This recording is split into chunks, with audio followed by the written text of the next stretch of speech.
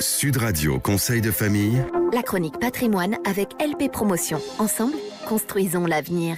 Bonsoir à tous, bonsoir Stéphane Moller. Bonsoir Olivier Daudet. Le président et le fondateur du cabinet Via Wealth Management. On répond ce soir à Isabelle qui nous demande, c'est pas la seule d'ailleurs, mais pourquoi l'immobilier locatif est un pilier si important aujourd'hui de la gestion de patrimoine? Oui, c'est un peu une question de fond, une question récurrente. Oui, absolument. Mais pour répondre à cette question, nous laissons de côté la réflexion concernant l'acquisition de notre résidence principale et nous nous focalisons aujourd'hui sur l'immobilier locatif. Alors justement, d'un point de vue patrimonial, acheter de l'immobilier locatif, ça sert à quoi Stéphane? Il y a deux raisons essentielles pour lesquelles il est intéressant d'acheter de l'immobilier. L'une est assez intuitive. L'immobilier, ça rapporte. D'abord au travers des loyers perçus et ensuite sur la possible réévaluation du bien dans le temps.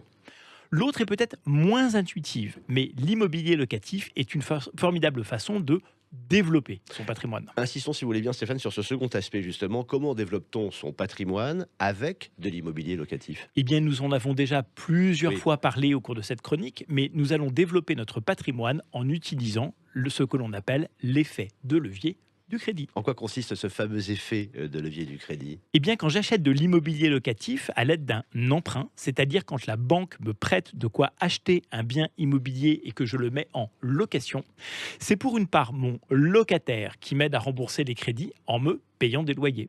Je rembourse donc mon crédit beaucoup plus facilement que si je le remboursais tout seul.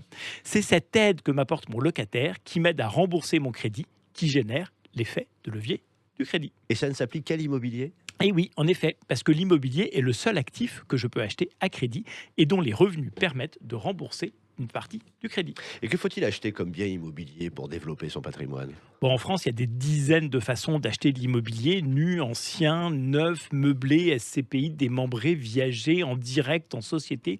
Il n'y a donc pas de réponse toute faite, cela s'étudie en fonction de la situation de chacun.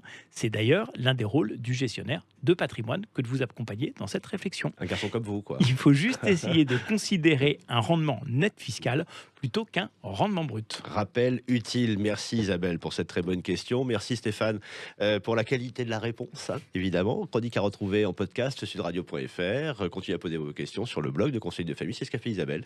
Conseil au pluriel-2-famille.com. Nous on se retrouve demain, toujours ici. À demain Olivier. À demain.